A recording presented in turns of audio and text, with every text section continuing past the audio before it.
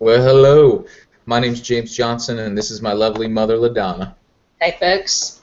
If you haven't read the first 5 books of the Song of Ice and Fire series or seen the first 5 seasons, we have, and we'll be talking about spoilers. This particular video, my mom's going to talk about a theory she has. It's not so much a theory as it is just kind of observation, but it'll end in a theory. And she's got some great points. I'll tie it in. Mom, shoot. Okay. Again, hi, folks. We've missed you.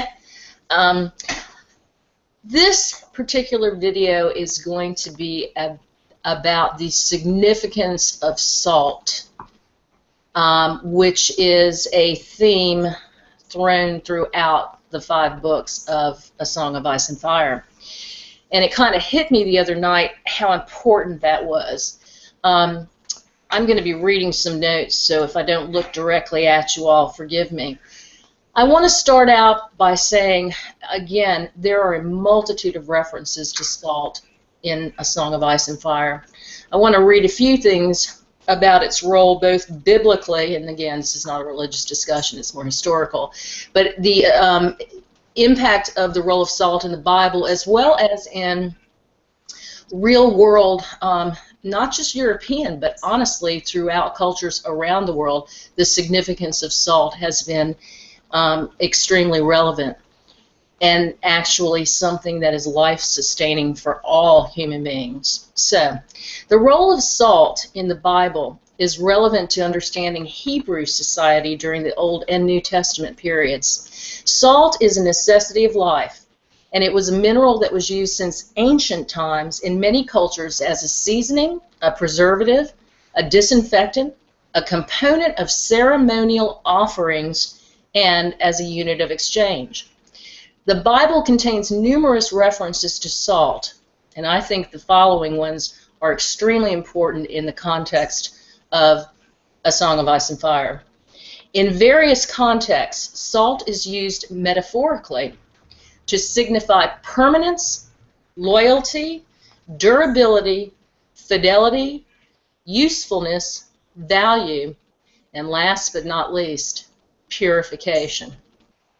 Now, in Chronicles, 1 King Abijah referred to God's covenant promise to David that he will not lack a man to seat on Israel's throne as a salt covenant. That is, a salt covenant is a covenant that can never be broken.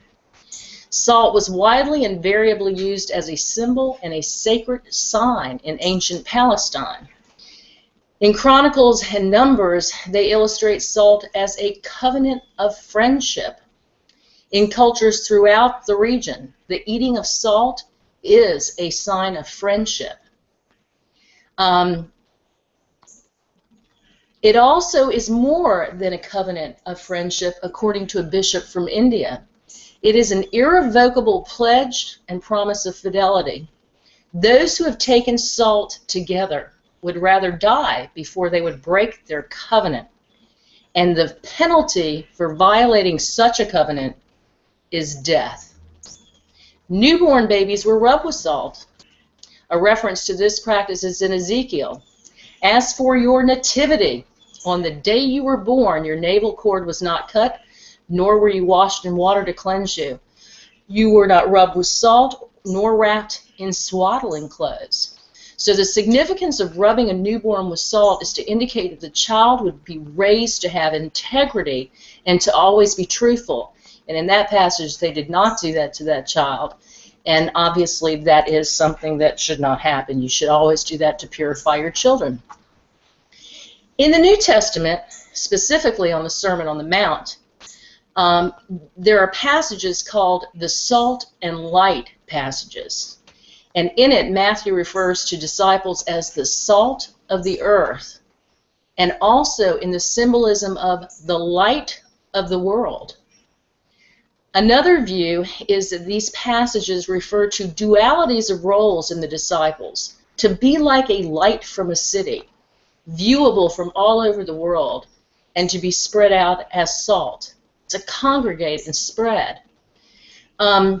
So, without going farther into the Bible, clearly salt is not only essential for life, but metaphorically it is a symbol of a covenant of friendship and fidelity, and one not to be broken. And if it is indeed broken, that the penalty is death. Now, we have a number of passages referring to salt in Game of Thrones, A Song of Ice and Fire. One of them is that there is a covenant that when you go into someone's home, that you are protected. And Catelyn makes a big deal out of this going into the Frey household. She tells Robb, make sure that they offer us, and we eat of it, the bread and salt. And you do see that in the show very briefly. They're passing around what really kind of looks like an old communion tray, and they're taking bread and dipping it in salt. It is a covenant not to be broken. And in real cultures throughout our world, that was something that was actually done. And there are actually some quotes that, if I could briefly tell you, from all around the world. One of them is, give neither counsel nor salt till you are asked for it. That's an English proverb. Without salt, the feast is spoiled. That's Polish. Bread and salt never quarrel, a Russian proverb. As a daughter grows up, she is like smuggled salt, Chinese proverb. Salt wasn't always easy to get, by the way. The cure for anything is salt water, sweat, tears, or the sea, a Swedish proverb. Now, the last one is, by bread and salt we are united. That is a Moroccan proverb. And one more, forgive me. Before you make a friend, eat a pack of salt with him, a Dutch proverb. So we see that throughout history and across cultures, salt is extremely important. So Catelyn was absolutely right. Make sure that you have bread and salt before you enter. Now, I might add that when Lord Manderley at White Harbor entertains some of the Freys, and I think some Boltons are there too, weren't they, James? Mm-hmm. You might have missed it. I did the first time, but you know, when the Freys are leaving, and it's very clear in the book that Lord Manderley has ended his guest protection when this happens. He makes a specific right. I can't remember what it is. A lot of people give little presents before people leave, which indicates that their guest right is over. So he does this kind of ritual, and then we have the meat pies, or the Frey pies, which indicates that he has actually taken care of some of those Freys by having them killed, butchered, and made into pies to eat, which mirrors the Rat King story as well. But again, he didn't violate a covenant, because in the book he clearly ends the guest right before that happens, arguably.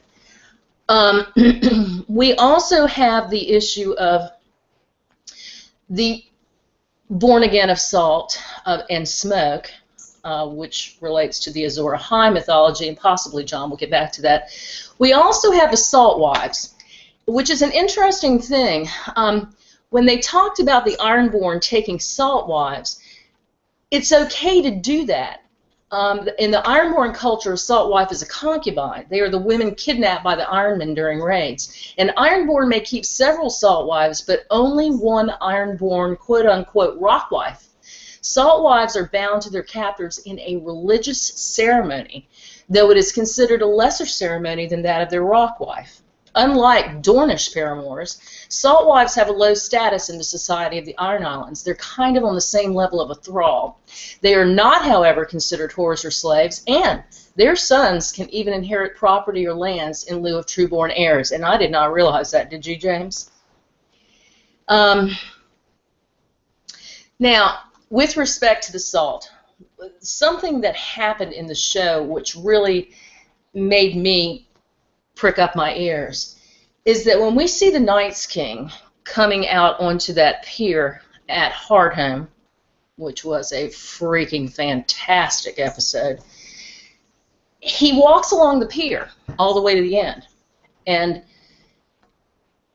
the process of him raising his hands, you know, I think a lot of us thought, well, is he going to part the waters like Moses and everybody, or freeze it, and everybody can pass to get to the boats? But that did not happen. So you could argue, well, he's just screwing with you. He just wants to scare John and let him know how powerful he was. I didn't get that impression from his face at all. It didn't seem hateful. It just seemed intent. I don't think they can pass salt water. Now, I think they can do it on fresh snow and that kind of thing, but that is not salt water. That is generally fresh water, which has been purified through evaporation into the atmosphere, turning into clouds, condensing, and then falling again. So that's generally fresh water. I think there's something about salt that's super, super important in these books. Again, loyalty, fidelity, humanness, survival, life, the light of the world. I think there's something sacred in salt, and I don't think it's arguable. I think it's definitely there. And we also have the purification process of Azor Ahai being resurrected, because he's born amidst smoke and salt. Well, fire is a purification. Always has been considered a purification. You rise from the flames like a phoenix to be born again, with kind of an eternal life. And the salt, again, as I've said, is certainly a purification and preservative as well. If they can't, for some reason, pass salt water or anything salt, then it leads me back to the wall and what it is. Now, it's obviously ice, and one of the problems with it potentially being salt water is that's hard to freeze. I mean, when we have a bad snow, what do? We go out and salt the roads because I think it lowers or raises the freezing temperature so that the ice can't stay, it melts. Will salt melt a white? Or not a white, but a White Walker, or worse, the Night King? There's something, I think, that is, I'm not even going to call it magical. We can call it magical in the terms of it being a fantasy novel, but I think it might actually have to do with something like chemical composition and science, blinded by science. If the wall is salt, and I'm still not getting rid of my theory there might be weirwoods that are within it as the sentinel soldiers magically in there, it could be. But if the water on it that's frozen is salt, it makes sense when we see that when Bran passes the magical weirwood door through the wall, it's crying. The wall is leaking salty water, and it is as well when John gets well, when people are climbing the wall, they say you have to be careful when you do it because it basically cries. I'm not saying it's really crying, but it's leaking tears. And there are other references to those tears being salty, and when John gets stabbed, his wounds are smoking in the cold air as the hot blood reaches the surface of the cold surface of his skin and the air. And then, of course, Bowen Marsh is crying salty tears. So the significance of salt is great. The fact that they could not cross that salty water, and it was the ocean or the sea, that's inarguable, where they were. And that makes sense why they don't come around the wall in boats. It seems that they have to pass over the land, or they just go on the ocean, and they don't. So the wall is important. It may be a barrier. It may be a barrier to us. We don't know which way this story is going to get flipped, but there's something about it that the Night's King can't get through, and I think it has to do with salt. Now, I want to mention a couple of other things. Make sure. I've got two topics I'm going to do, this one and one other, and they kind of overlap. Oh, yes. As to the wall, and this is fascinating, if you guys would pause this tape, or this video, and go to Wikipedia and look up Jebel, Jebel, Usdum, U-S-D-U-M. It is also known as Mount Sodom, of Sodom and Gomorrah. Now, if you will recall biblically in the Sodom and Gomorrah chapters of the Bible, it was about God coming down and doing a reckoning on the cities of Sodom and Gomorrah that had gotten so out of hand. And I kind of get that picture of the big rape scene at Craster's Mutiny, or after Craster's Mutiny, when all the people in there are accosting, assaulting the women. I even told James, I said, I think that might be as far as the show goes, to show the mayhem and pandemonium and disgust towards women, but also animal instincts of humanity within Craster's home. So if you look at Mount Sodom, the interesting thing about this is that, also known as Jebel Uzdum, it's a hill along the southwestern part of the Dead Sea in Israel, part of the Judean Desert Nature Reserve. Mount Sodom began its rise hundreds of thousands of years ago, and it continues to grow taller at a rate of 3.5 millimeters a year. Now, I used to think the wall was done after Hadrian's Wall, and George Martin has said, yes, it was an influence. Hadrian's Wall is not very big, and it's not very tall, and it really kind of effectively kept horses out, but and soldiers. But it's not very tall. I don't think his reference was to Hadrian's Wall. I think it's Mount Sodom. This wall grows, as does the wall in A Song of Fire. It's most remarkable because Mount Sodom is made almost entirely of halite, or rock salt. It's 8 kilometers long, that's 5 miles. It's 3 miles wide, and it's 742 feet above the Dead Sea water level. Now, I don't know if it's made out of salt, but I think it's something we've got to consider.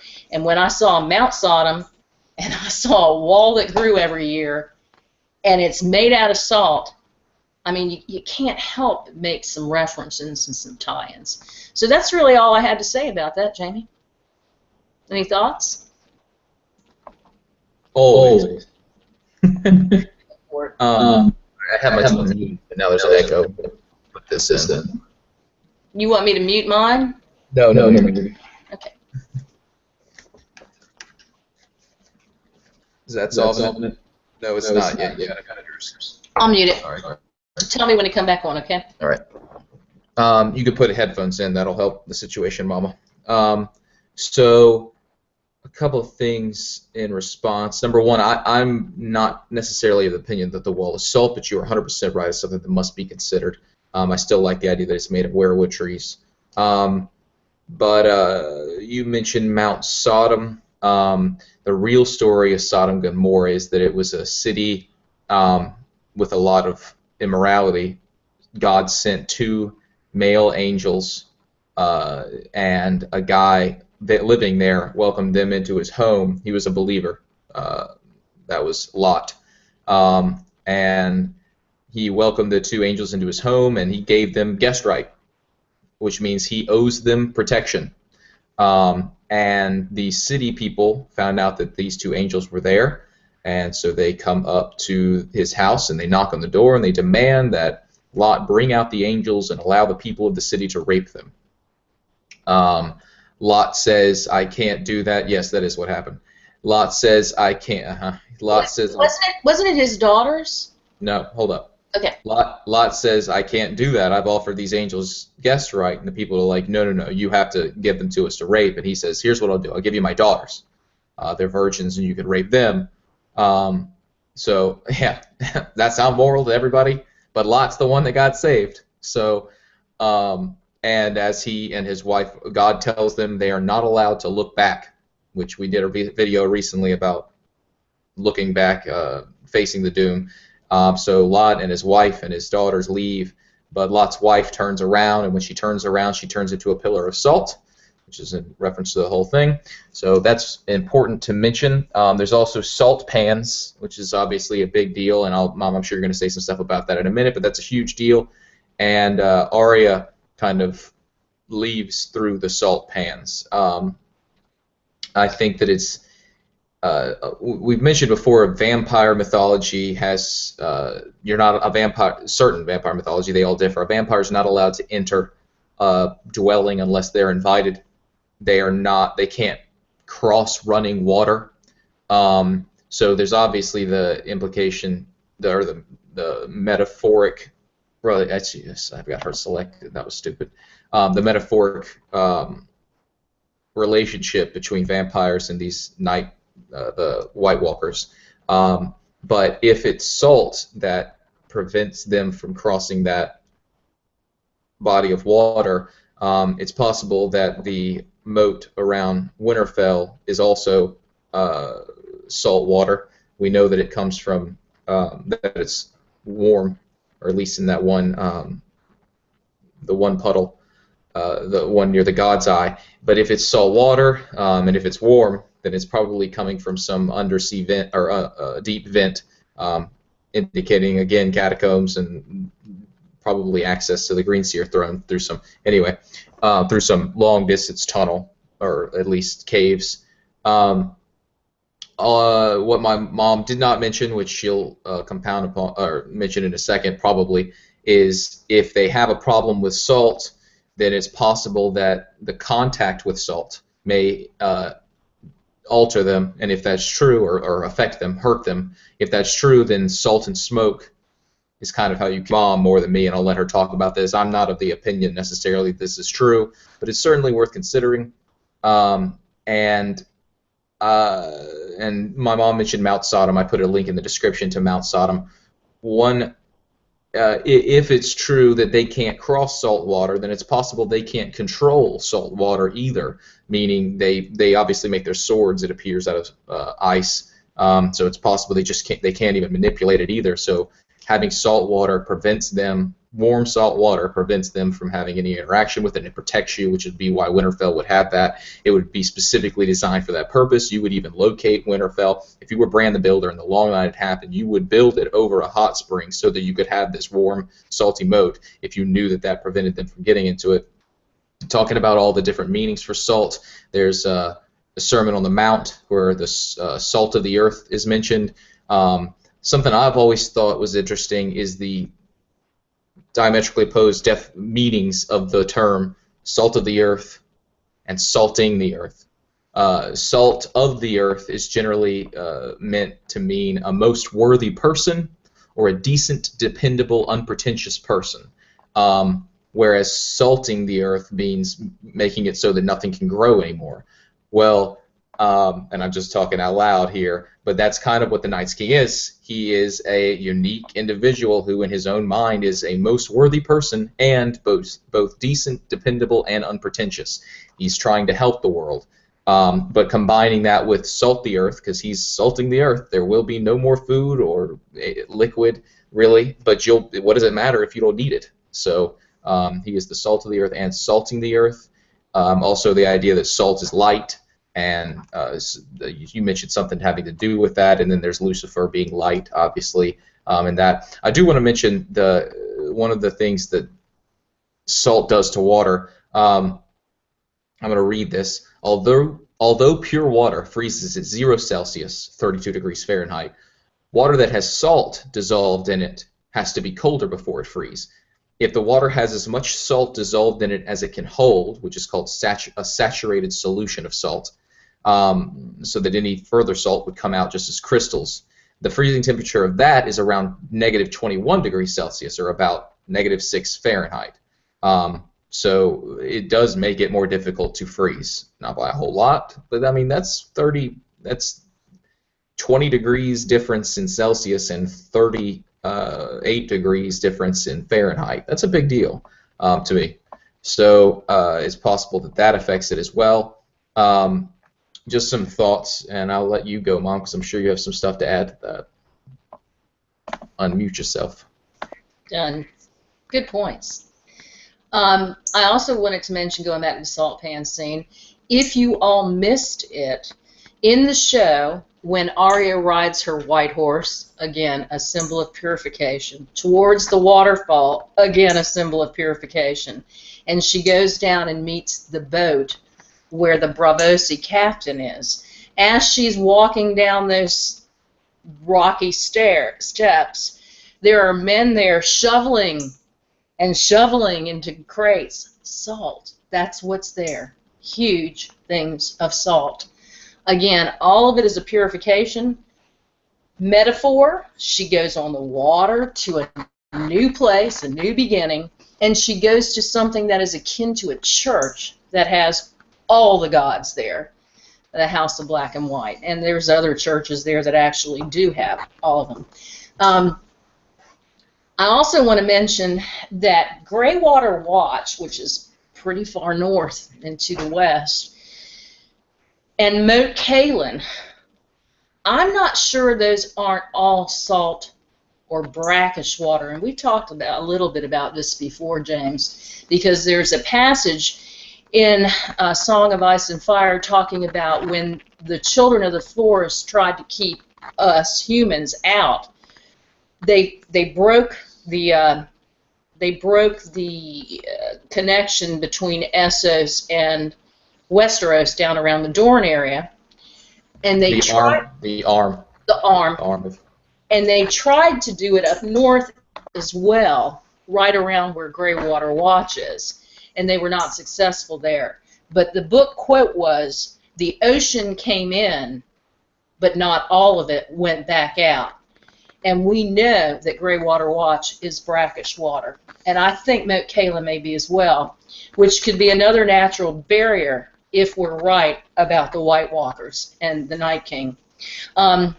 Remember, Greywater Watch, their sigil has lizard lines on it. They're alligators, and they're generally brackish water creatures.